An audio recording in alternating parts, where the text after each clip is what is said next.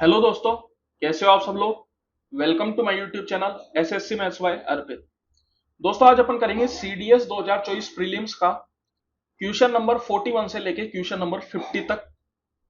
इससे पहले क्वेश्चन 1 से लेके 40 मैं पहले ही डाल चुका हूं।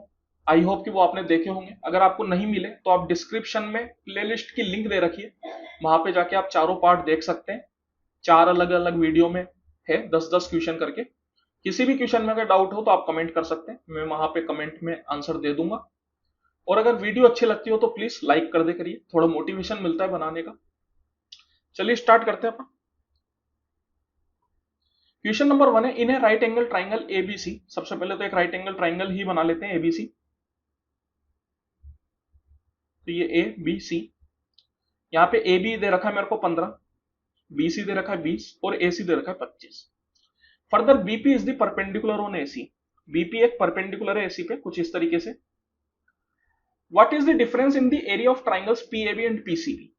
तो पीएबी और पीसीबी ट्राइंगल के एरिया का डिफरेंस अपन से पूछा जा रहा है। देखो पीएबी और पीसीबी दोनों ही एक तरीके से राइट एंगल ट्राइंगल हो जाते हैं, बिकॉज ये जो एंगल पी है ये 90 डिग्री है। तो 90 डिग्री दोनों ट्राइंगलों के लिए 90 डिग्री है। 90 हमेशा बराबर होता है, इधर भी 90 होगा तो उधर भी 90 ही होगा। तो मैं बोल सकता हूं कि ये दोनों ही राइट एंगल ट्राइंगल है। अगर दोनों ही राइट एंगल ट्राइंगल है तो इनका एरिया निकालना कोई बहुत मुश्किल काम नहीं है। Half into base into height करके अपन इन दोनों का एरिया निकाल सकते हैं। लेकिन यहाँ पे जो मुश्किल काम है वो है बेस और हाइट फाइंड आउट करना। अगर मैं इन दोनों ट्राइंगलों की बात करूं तो दोनों ही ट्राइंगल्स में हाइट सेम है। हाइट कौन सी हो जाती है, बीपी हो जाती है। बेस एक का हो जाता है एपी और एक का हो जाता है पीसी। तो इन तीनों की वैल्यू अपन को फाइंड आउट करनी होगी। जब कभी भी राइट एंगल ट्राइंगल में बी से कोई परपेंडिकुलर खींची जाती है हाइपोटेनियस के ऊपर, तो यहां पे कुछ रिलेशनशिप फॉलो होती है। सबसे पहली रिलेशनशिप तो ये होती है कि A B square equal to AP into AC. तो यहां से अपन एपी निकाल सकते हैं। एपी इक्वल टू क्या हो जाएगा, A B square by A C. A B है 15, 15 का स्क्वायर 225, 225 बटा 25 9 सेंटीमीटर। इसी तरीके से दूसरी रिलेशनशिप पीसी में भी मैं लगा सकता हूं। वो क्या बन जाएगी, BC square equal to PC into AC. यहां से अगर आप पीसी निकालना चाहो तो क्या आ जाएगा, बीसी है 20, 20 का स्क्वायर 400, 400 बटा 25 मतलब 16, 16 सेंटीमीटर।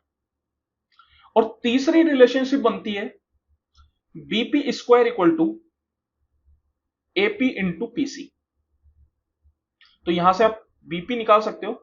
एपी और पीसी अपन निकाल चुके हैं, 9 और 16, उसका स्क्वायर रूट करोगे तो कितना आ जाएगा, 3 इंटू 4 12 सेंटीमीटर। तो देखो यहां पे जो चीज अपन को चाहिए थी वो अपन ने निकाल ली। अब इनका डिफरेंस अपन को फाइंड आउट करना है ट्राइंगल पीएबी और ट्राइंगल पीसीबी के एरिया का।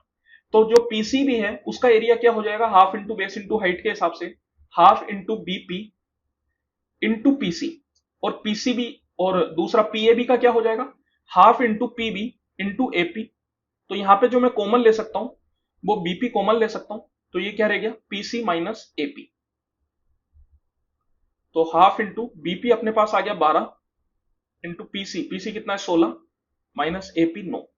तो 2 से 6 बार में 16 माइनस 9 7, 7 6 42। तो 42 सेंटीमीटर स्क्वायर। तो देखिए क्वेश्चन कोई बहुत ज्यादा मुश्किल नहीं है, मेन बात है कंसेप्ट आपको पता है या नहीं पता। अगर इनमें से कोई भी कंसेप्ट आपको नहीं पता तो फिर फाइंड आउट करना आपके लिए मुश्किल काम होगा। लेकिन अगर ये कंसेप्ट आप जानते हैं तो तुरंत इस क्वेश्चन को आप कर सकते हैं। Let the positive numbers be in GP. If P is the GM of this and Q is the GM of this, then what is the GM of 3n numbers. चलिए देखिए 3n नंबर्स कौन से दे रखे हैं अपन को, ये A1 से लेके A3n। ये जो है ये टोटल 3n नंबर्स है, 1 से लेके 3n तक। तो इनका ही अपन को जीएम मतलब ज्योमेट्रिक मीन पूछ रहा है। ज्योमेट्रिक मीन का फॉर्मूला क्या होता है, मल्टीप्लाई ऑफ दीस नंबर्स इनकी होल पावर 1/3n, मतलब 1 upon total numbers. Total number कितने 3n, तो 1/3n। तो इसको मैं लिख सकता हूं A1 into A2 and so on कहां तक A3n, इसकी होल पावर 1/3n। इसकी वैल्यू अपन से पूछी जा रही है। अब यहां पे अपन को देखो A1 से लेके AN तक के जो ज्योमेट्रिक मीन है वो P दे रखा है, और AN+1 से A3n तक का जो ज्योमेट्रिक मीन है वो Q दे रखा है। तो मैं इसको इसी तरीके से तोड़ता हूं। सबसे पहले मैं A1 से AN तक अलग कर लेता हूं। तो A1 से एक लेके AN तक मैंने अलग किया तो ये कुछ इस तरीके से बन गया, इसकी होल पावर 1/3n इंटू फिर AN+1 से लेके AN के बाद जो नंबर आएगा वो n+1 आएगा, क्योंकि अगर आप यहाँ पे ध्यान से देखेंगे तो 1 1 प्लस होता है, जैसे 1 के बाद 2 आया तो एक तरीके से मैंने +1 किया, 2 के बाद 3 आएगा तो +1 करेंगे, वैसे ही n के बाद क्या आएगा +1 करके, तो n+1। तो ये कहां तक जाएगा मल्टीप्लाई होके, ये अपना जाएगा A3n तक, इसकी होल पावर 1/3n। अब यहां पे आप देखिए, अगर मैं सेम तरीके से A1 से AN का ज्योमेट्रिक मीन निकालना चाहूं तो वो क्या बनता है, वो बनता है A1 से लेके AN का मल्टीप्लाई की होल पावर 1/n। तो यहाँ पे जो 1/3n है, इसमें मैं 1/n को अलग कर लेता हूं, मैं इसको लिख सकता हूं A1 into A2 and so on कहां तक AN, इसकी होल पावर 1/n और उसकी होल पावर 1/3। इस तरीके से मैं लिख सकता हूं, अपन जानते हैं कि पावर जो है वो आपस में मल्टीप्लाई हो जाती है, तो 1/n into 1/3 is equal to 1/3n। तो कोई फर्क यहां पे नहीं पड़ा, चीज एकदम सेम है। इसी तरीके से इसको मैं क्या लिख सकता हूं, अब यहां पे देखिए AN+1 से लेके A3n, यहां पे टोटल नंबर कितने ही है, n+1 से लेके 3n, दैट मीन्स ये टोटल 2n नंबर्स है, क्योंकि A1 से लेके A3n तक 3n नंबर्स थे, उसके अंदर से A1 से लेके AN मतलब n नंबर चले गए, तो अब कितने बचे नंबर, 2n नंबर्स बचे। तो इनको जब मेरे को ज्योमेट्रिक मीन में लिखना होगा तो मैं कुछ इस तरीके से लिखूंगा, इसकी होल पावर 1/2n, क्योंकि ये पूरे 2n नंबर्स है। लेकिन अपने पास दिक्कत क्या है, अपने पास है 1/3n, तो अपन को बैलेंस करना पड़ेगा। बैलेंस करने के लिए अपन क्या करेंगे, ऊपर नीचे 2 से मल्टीप्लाई करेंगे, तो यहां पे इसको अब मैं जब लिखूंगा तो इसको मैं 2/3 लिखूंगा, क्योंकि आप देखिए 2 से 2 कैंसिल आउट हो जाएगा और 1/n इंटू 1/3 इक्वल टू फिर से आपके पास 1/3n आ जाएगा, तो कुछ भी दिक्कत नहीं हुई। अब अपन जानते हैं ये जो अंदर वाली चीज है इसका ज्योमेट्रिक मीन अपन को p दे रखा है, तो p की पावर 1/3 इंटू, और ये वाली जो चीज है इसका ज्योमेट्रिक मीन अपन को q दे रखा है, तो q की पावर 2/3। तो ऑप्शन नंबर डी, तो ये अपना सही आंसर हो जाएगा। The cost price of y articles is equal to selling price of z articles. ठीक है, चलिए y आर्टिकल्स का कॉस्ट प्राइस इक्वल है z आर्टिकल्स के सेलिंग प्राइस के। एक आर्टिकल का कॉस्ट प्राइस मैंने CP मान लिया और एक आर्टिकल का सेलिंग प्राइस मैंने SP मान लिया, तो y आर्टिकल्स का कॉस्ट प्राइस क्या हो जाएगा YCP और z आर्टिकल्स का सेलिंग प्राइस क्या हो जाएगा ZCP। यही चीज अपन को दे रखी है। अब यहाँ पे देखिए, यहाँ पे इसको मैं अलग अलग कर सकता हूँ, y/z इक्वल टू SP/CP, ये लिख सकते हैं अपन, और y/z मतलब y/z अपन को 5/4 दे रखा है, that means this is equal to 5/4। तो यहां से मेरे को SP और CP का रेशियो मिल जाता है। प्रॉफिट परसेंटेज अपन को बताना है, मैं बोल सकता हूं कि 4 रुपए की चीज को 5 रुपए में बेचा है, मतलब 1 रुपए का प्रॉफिट है कितने पे, 4 रुपए पे, दैट मीन्स कितना हो गया भैया 25%। तो ओवरऑल 25% का प्रॉफिट है। ठीक है, चलिए आगे बढ़ चलते हैं। A sum of money invested at simple interest triple itself in 8 years and becomes n times in 20 years. What is the value of n? देखिए, एक सम ऑफ मनी मतलब प्रिंसिपल अमाउंट को सिंपल इंटरेस्ट पे इन्वेस्ट किया गया है और 8 साल में वो 3 गुना बनती है। मैं मान लेता हूं सम ऑफ मनी प्रिंसिपल 1 रुपया है, तो 3 गुना बनने का मतलब क्या होता है, 3 रुपया। 1 रुपए से 3 रुपए बनने में इंटरेस्ट कितने रुपए का मिला, 3 माइनस 1 2 रुपए का, तो 2 रुपए का इंटरेस्ट मिला, तब जाके 1 रुपया अपना 3 रुपया बना। अब ये जो 2 रुपए का इंटरेस्ट मिला है ये कितने सालों में मिला है, ये 8 साल में मिला है। तो यहां पे मैं परसेंटेज रेट निकाल सकता हूं। मैं जानता हूं कि जो सिंपल इंटरेस्ट होता है वो हर साल सेम तरीके से बिहेव करता है। अगर 8 साल में 2 रुपए का इंटरेस्ट मिला है तो 1 साल में कितने रुपए का मिलेगा, 2/8 मतलब 1/4। और ये जो 1/4 मिला ये 1 रुपए पे मिला, क्योंकि प्रिंसिपल अपना जो था वो 1 रुपए था। तो यहां से आप रेट ऑफ परसेंटेज निकाल सकते हो, कितनी आ जाएगी, 1/4 इंटू 100 दैट इज 25%। तो 25% का अपन को सिंपल इंटरेस्ट मिल रहा है। ठीक है, चलिए अच्छी बात है। तो अब अपन से क्या पूछ रहा है, becomes n time in 20 years what is the value of n। n गुना बन जाती है 20 साल में। तो देखो, एक साल में 25% का इंटरेस्ट मिल रहा है, तो 20 साल में टोटल कितना इंटरेस्ट मिलेगा, 20 into 25%, that is equal to कितना, 25 का 2 बार में 50, मतलब 500%। 500% का मतलब होता है 5 गुना। इसका मतलब 5 गुना इंटरेस्ट मुझे मिला। 1 रुपए का 5 गुना कितना होता है, 5 रुपए। मतलब 5 रुपए का मुझे अगर इंटरेस्ट मिला तो टोटल अमाउंट कितना बन गया, 6 रुपए। इसने बोला n टाइम्स हो जाती है 20 साल में, तो 1 रुपए से 6 रुपए हो गई। इसका मतलब कितने गुना हो गई, 6 गुना। तो n की वैल्यू क्या हो गई, 6। n टाइम्स मतलब 6 टाइम्स, तो n कितना हो गया, 6।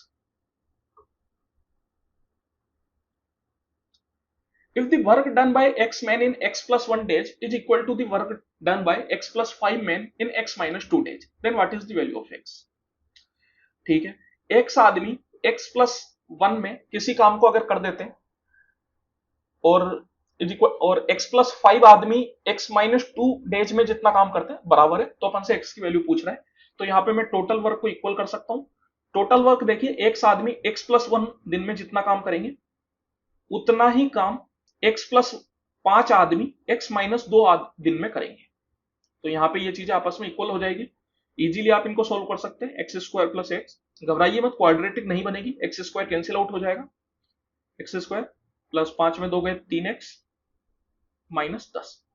देखिए एक्स स्क्वायर तो सबसे पहले आप कैंसिल आउट कर सकते हैं, तो ये 3x minus x, 2x equal to 10, मतलब x कितना आ गया, 5। दैट मीन्स x की वैल्यू कितनी आ जाएगी, 5 के बराबर। एक आसान क्वेश्चन है, कुछ ज्यादा सोचने की जरूरत नहीं, टोटल वर्क इक्वल करना है, अपना काम हो जाएगा। If a plus B ratio b plus C ratio c plus a equal to 576, then what is the value of this. तो यहां पे मैं कह सकता हूं, अगर मैं डायरेक्ट इनको आपस में इक्वल कर दूं तो मैं बोल सकता हूं कि भैया a प्लस बी मेरे को 5 है, b प्लस सी मेरे को 7 है और c प्लस a मेरे को 6। मैंने डायरेक्ट इक्वल कर दिया, ऐसा मैं कर सकता हूं क्योंकि जो आगे मेरे को आंसर निकालना है वो भी रेशियो में निकालना है। जब कभी भी रेशियो में ही आंसर की बात की जाए तो आप डायरेक्ट रेशियो को इक्वल कर दीजिए, कोई दिक्कत वाली बात नहीं है। अगर आगे आंसर रेशियो में नहीं निकालना होता तो फिर अपन इस तरीके का काम नहीं कर सकते, फिर अपन को कुछ वेरिएबल एक्स वाई उसकी जरूरत पड़ती, क्योंकि यहां पे कुछ ना कुछ जब कभी भी नंबर्स रेशियो में लिखे जाते हैं इसका मतलब उनका जो कॉमन मल्टीपल है उसको कैंसिल आउट किया है, और जो सिंपलेस्ट फॉर्म बन के आई है इंटीजर्स की जिनको फर्दर अपन कैंसिल आउट नहीं कर सकते उनको अपन ने रेशियो में लिखा है। तो यहां पे मैं डायरेक्ट मान नहीं सकता क्योंकि यहां पे कुछ ना कुछ साथ में और रहा होगा जो रेशियो में लिखते टाइम कैंसिल आउट हो गया होगा, लेकिन आगे आंसर भी रेशियो में निकालना है, इस वजह से डायरेक्ट मान सकते हैं, क्योंकि जब आगे अपन सेम चीज को रखेंगे तो वो फिर से कैंसिल आउट हो जाएगा और अपने आंसर पे कोई फर्क नहीं पड़ेगा। अब यहां पे आप देखिए 3 इक्वेशन 3 वेरिएबल आसानी से आप सोल्व कर सकते हैं। तो क्या करना है आपको, इन तीनों को जोड़ लीजिए।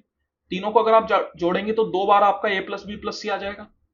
इधर से क्या आ रहा है आपके पास, 5 और 7 12 और 6 18, तो यहां से a प्लस बी प्लस सी कितना आ गया, ये अपने पास आ जाता है 18/2 9 के बराबर। अब देखिए a प्लस बी प्लस सी आपके पास आ चुका है और a प्लस बी 5 है, तो मैं कह सकता हूं कि अगर मैं a प्लस बी प्लस सी में से a प्लस बी घटा दूंगा तो c रह जाएगा, और c कितना आ जाएगा 9 माइनस 5 4। इसी तरीके से a प्लस बी प्लस सी में से अगर मैं b प्लस सी घटा दूंगा तो a रह जाएगा, a कितना आ जाएगा 9 माइनस 7 2, और a प्लस बी प्लस सी में से अगर मैं c प्लस a घटा दूंगा तो b रह जाएगा, b कितना आ जाएगा 9 माइनस 6 3। सब कुछ आपके पास आ चुका है, अब बस आपको जो निकालना है उसमें वैल्यू पुट करनी है, आसानी से आप निकाल सकते हैं।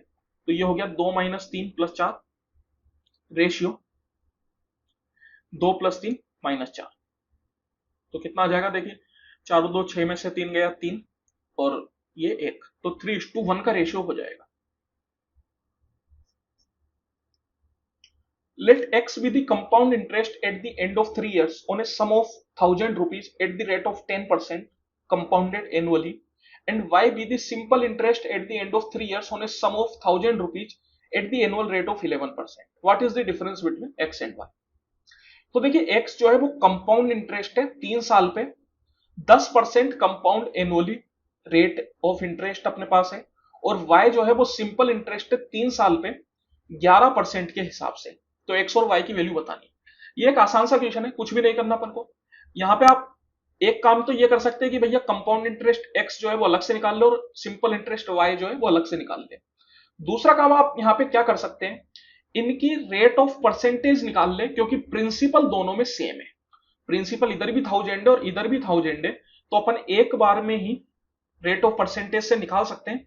अगर कंपाउंड इंटरेस्ट की बात की जाती है तो कंपाउंड इंटरेस्ट हर साल बढ़ता है। पहले साल का जो कंपाउंड इंटरेस्ट होगा वो सिर्फ प्रिंसिपल का ही परसेंटेज होगा, लेकिन जो दूसरे साल का कंपाउंड इंटरेस्ट होगा वो प्रिंसिपल का तो परसेंटेज होगा ही सही, साथ में पहले साल पे जो मेरे को इंटरेस्ट मिला था उसका भी परसेंटेज होगा। तो कंपाउंड इंटरेस्ट जो है वो सक्सेसिव इंक्रीज होता है। 3 साल में 10% के हिसाब से जो कंबाइंड रेट ऑफ परसेंट बनती है वो 33.1% बनती है। इसका फॉर्मूला आप चाहे तो इस्तेमाल कर सकते हैं, 3x plus 3x² bye 100 plus x³ bye 10,000। अगर इसमें आप x की वैल्यू 10 डालेंगे तो यहां से आपके पास 33.1% रेट ऑफ इंटरेस्ट आएगी।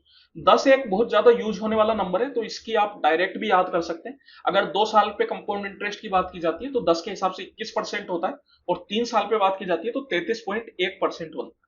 इसी तरीके से 5 का भी आप याद कर सकते हैं चाहे तो, कोई दिक्कत वाली बात नहीं। चलिए ठीक है, तो अपन करते हैं, आगे बढ़ते हैं अपना। तो देखिए 3 साल पे जो कंपाउंड इंटरेस्ट एक्स है वो मेरे को कितना मिलेगा, वो मुझे 33.1% मिलेगा काई का, प्रिंसिपल का।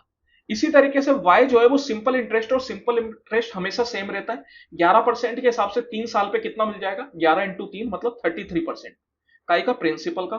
दोनों केस में प्रिंसिपल सेम है, तो डिफरेंस अगर आप लेंगे तो कितना आ जाएगा, 0.1%।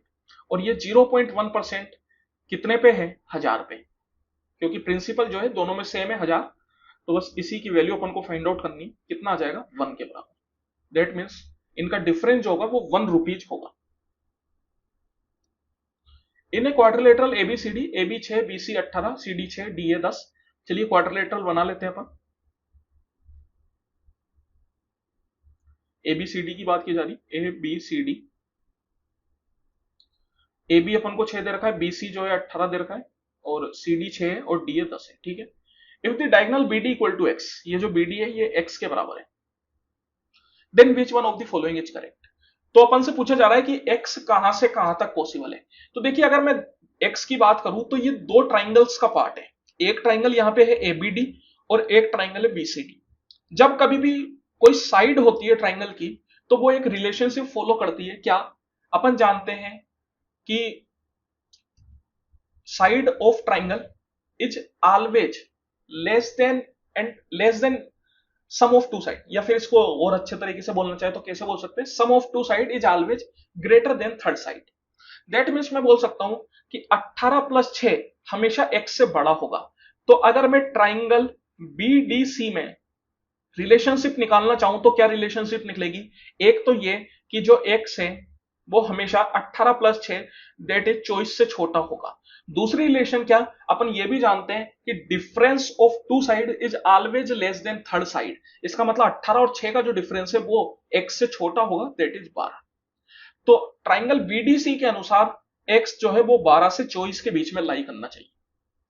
अब ट्राइंगल ABD क्या बोलता है, क्योंकि x जो है वो दोनों का कॉमन पार्ट है, तो दोनों को ही सेटिस्फाई करना चाहिए, इसलिए अपन कॉमन पार्ट की बात करेंगे। ABD में अगर मैं बात करूं तो x कहां से कहां तक हो सकता है, 6 प्लस 10 16 से कम होना चाहिए, और 10 माइनस 6 4 से ज्यादा होना चाहिए। देखिए ट्राइंगल BDC में 12 से 24 था, और ABD में 4 से 16 है, तो इन दोनों का कॉमन पार्ट क्या है, कॉमन पार्ट x एक तो 12 से बड़ा होना चाहिए, क्योंकि इसमें 4 से बड़ा है, इसमें 12 से बड़ा है, तो एक तरीके से अपन क्या लेंगे, 12 से बड़ा। दूसरा इसमें 24 से छोटा है, 16 से छोटा है, तो कौन सा लेंगे, 16 से छोटा। तो कॉमन पार्ट क्या हो जाएगा कि x जो है वो 12 से लेके 16 तक के बीच में हो सकता है, ऑप्शन नंबर बी। अब यहां पे एक बात हमेशा गौर करने वाली है, वो क्या, कि कहीं भी इक्वल टू का साइन नहीं लगता, तो इक्वल टू का साइन लगाने की गलती ना करें। यहां पे वैसे तो ऑप्शन में अपन को नहीं दे रखा, लेकिन ऐसा हो सकता था कि एक ऑप्शन में आपको 12 less than and equal to x less than and equal to 16 दे दिया जाता। उस केस में अगर आप इक्वल टू वाला चूज कर लेते तो गलत कर देते, क्योंकि हमेशा sum of two side is always greater than third side. कभी भी अपन ग्रेटर देन इक्वल टू की बात नहीं करते, हमेशा ग्रेटर देन थर्ड साइड ही बोलते हैं, तो इस बात को ध्यान रखना है। In quarter circle of radius R, quarter circle, quarter circle मतलब क्या होता है, सर्किल का 1/4 part. Quarter circle of radius R, a circle of radius R is inscribe. तो देखिए एक तरीके से सर्किल का 1/4 पार्ट, मतलब कुछ इस तरीके से अपन बना सकते हैं उसको।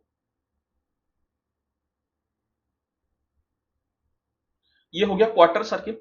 इसके अंदर एक सर्किल जो है वो इंस्क्राइब्ड है, तो वो कुछ इस तरीके का बन जाएगा। ठीक है, ये जो बड़ा वाला सर्किल है इसकी अपन को रेडियस दे रखी है कैपिटल आर, और ये जो छोटा वाला अंदर वाला सर्किल है इसकी जो रेडियस दे रखी है वो दे रखी है स्मॉल आर। ठीक है, what is the ratio of R to R? R से आर का रेशियो अपन को यहां पे फाइंड आउट करना है। चलिए ठीक है, कर देते हैं, कोई दिक्कत वाली बात नहीं है, अच्छी बात है। तो देखो यहां पे अपन इनको ज्वाइन करा सकते हैं, ये यहां पे कुछ इस तरीके से ज्वाइन होगा। ठीक है, तो अगर मैं यहां पे बात करूं तो होगा क्या, नेमिंग कर देते हैं जिससे थोड़ा अच्छे से पता चल जाएगा। ओ ए बी, इस तरीके से मैंने नेमिंग कर दी। ट्राइंगल ओ ए बी में अगर मैं बात करूं तो यहां पे अपन जानते हैं कि ये जो है 90 डिग्री होगा। क्यों होगा? क्योंकि रेडियस हमेशा टेंजेंट के साथ 90 डिग्री का एंगल बनाती है। ये जो रेडियस अपन को दिख रही है कैपिटल आर, ये इस छोटे वाले सर्किल के लिए टेंजेंट का काम करेगी, तो मैं बोल सकता हूं कि ये 90 डिग्री होगा। तो यहां पे पाइथागोरस थ्योरम फॉलो होगी।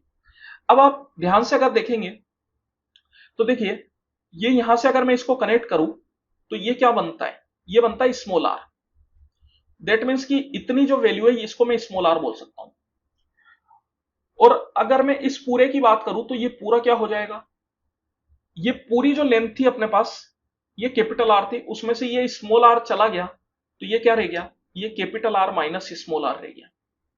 तो यहां से पाइथागोरस थ्योरम अगर अपन फॉलो करेंगे तो क्या हो जाएगा, आर माइनस आर का whole square equal to R square plus R square. तो यहां पे आप इसको खोल लीजिए, R square plus R square minus 2 R equal to 2 R square. तो देखिए यहां पे अपन कर सकते हैं इसको आसानी से, उस 2 आर स्क्वायर को मैं इधर ले आता हूं, तो R square minus 2 R minus R square equal to 0। यहां पे अगर मैं एक बात करूं तो एक क्वाड्रेटिक अपने पास बन गई। ये जो क्वाड्रेटिक है मैं कैपिटल आर में ले लेता हूं। कैपिटल आर में अगर मैंने क्वाड्रेटिक ली तो मैं इसके रूट्स निकाल सकता हूं। कैसे निकालूंगा, तो यहां पे मैं जैसे नॉर्मल मेथड अपन फॉलो कर सकते हैं, क्वाड्रेटिक इक्वेशन का जो फॉर्मूला होता है श्री धन्नाचार्य मेथड, जो कि आप बचपन से पढ़ते हैं, उसी को लगा देते हैं। Capital R equal to minus B, तो माइनस बी कितना हो जाएगा, यहाँ पे बी है यहाँ पे माइनस 2 आर, तो माइनस बी कितना हो जाएगा 2 R plus minus square root B square minus 4ac, तो 2 आर का स्क्वायर मतलब 4 स्क्वायर है minus 4ac, that means 4 R square by 2। तो यहाँ पे अगर आप इसको सोल्व करेंगे तो ये कितना हो जाएगा, देखिए 2 से तो इधर 2 कैंसिल आउट हो जाएगा, साथ ही साथ यहाँ पर भी ये 4 और 4 8 मतलब 2 रूट 2, तो रूट 2 आर रह जाएगा क्योंकि 2 तो कैंसिल हो गया। अब अगर मैं बात करूं तो क्या यहाँ पे माइनस वाला पॉसिबल है क्या, बिल्कुल पॉसिबल नहीं है, क्योंकि ये जो है आर और ये है रूट 2 आर जो है आर से बड़ा होगा, क्योंकि यहाँ पे 1 है और यहाँ पे रूट 2 है, रूट 2 होता है 1.414, तो इसकी जो केवल पॉसिबल वैल्यू है वो है R plus root 2 R, R minus root 2 R possible value नहीं है। दैट मीन्स यहां से R equal to R common लेने पे रूट 2 प्लस 1 रह गया। अगर अब मैं रेशियो लेना चाहूं तो आर बाय आर क्या हो जाएगा, रूट 2 प्लस 1 बाय 1। तो यही अपन से कैपिटल आर का स्मॉल आर से रेशियो पूछ रहा था, जो कि यहां से क्या आ जाता है रूट 2 प्लस 1 अपॉन 1। तो इस तरीके से इस क्वेश्चन को अपन सोल्व कर सकते हैं। In a quadrilateral ABCD, AB equal to BC and CD equal to DA, AC and BD are diagonals such that AC equal to 6 cm and BD equal to 12 cm. What is the area of the quadrilateral? देखो ये जो quadrilateral है इसमें AB BC के बराबर है और AB और BC एडजेसेंट साइड है और CD DA के बराबर है, CD और DA भी एडजेसेंट साइड है। तो जब कभी भी किसी क्वाड्रिलेटरल में एडजेसेंट साइड इक्वल होती है तो उसको अपन एक तरीके से काइट बोल सकते हैं। काइट मतलब पतंग, जो अपन ने बचपन में खूब उड़ाई है, वो कुछ इसी तरीके की होती थी, ऊपर की साइड से थोड़ी छोटी होती थी और नीचे की साइड से थोड़ी लंबी होती थी, इसकी जैसे पूंछ भी होती थी, वो पूंछ बनाने की जरूरत नहीं है। तो यहाँ पे ये AB CD ये कुछ इस तरीके का हो जाएगा, जहां पे AB जो है वो BC के बराबर है और CD जो है वो DA के बराबर है। तो कुछ इस तरीके की काइट बन जाती है। इस काइट में कुछ खासियत होती है, जैसे कि एक खासियत तो ये कि ये दोनों डायगोनल्स जो है एक दूसरे को 90 डिग्री पे कट करते हैं।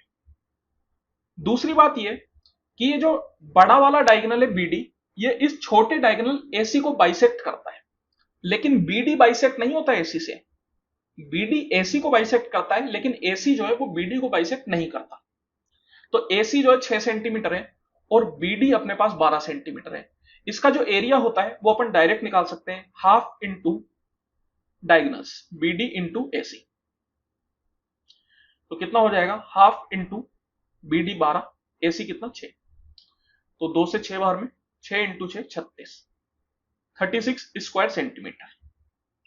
तो ये काइट का एरिया आप याद रखिए, half into diagonal 1 into diagonal 2। चलिए आज के लिए बहुत है, हो गए 10 सवाल। वीडियो में आखिरी तक बने रहने के लिए बहुत बहुत धन्यवाद। अगर अभी तक लाइक नहीं किया हो तो प्लीज लाइक करें, दोस्तों के साथ शेयर करें, चैनल पे नए हैं तो सब्सक्राइब कर लीजिए। और अगर आपको पुरानी वीडियोज नहीं मिल रही तो प्लीज डिस्क्रिप्शन में लिंक जरूर देखें, बहुत सारी प्लेलिस्ट बनी हुई है, बहुत सारे क्वेश्चंस मैंने डाले हुए हैं अलग अलग एग्जाम्स के। अगर आप उनको ध्यान से देखेंगे तो बहुत फायदा मिलेगा, उनको देखिए, प्लीज देखिए। और अगर अच्छे लगे हो तो प्लीज लाइक करिए।